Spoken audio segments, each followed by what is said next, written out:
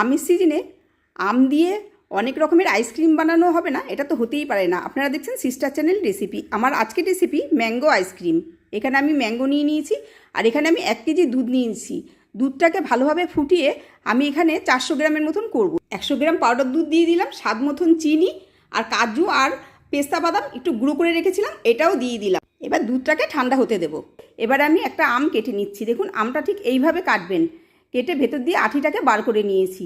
এবার এই আমের ভেতরে আমি এই কুলফিটাকে দিয়ে দিচ্ছি। আমের ওপরের দিকটা যেটা আমি কেটেছিলাম এটা কিন্তু আমরা রেখে দেব। পরে এটা ঢাকনা দিয়ে ঢেকে তারপরে এটাকে আমি ডিপ ফ্রিজে রেখে দিচ্ছি ওভারনাইট। পরের দিনকে আমগুলোকে বার করে নিয়েছি, নিয়ে খোসাগুলো ছাড়িয়ে এইরকম পিস করে নিলাম। আর ডেকোরেশনের জন্য একটু চেরি আমি উপর দিক দিয়ে ছড়িয়ে দিচ্ছি। ভিডিওটা আপনাদের কাছে কেমন লাগছে? যদি ভালো লাগে লাইক, শেয়ার, কমেন্ট আর সাবস্ক্রাইব করার জন্য অনুরোধ রইল। সবাই ভালো থাকবেন, সুস্থ থাকবেন। নেক্সট রেসিপি নিয়ে আবার ফিরে আসছি।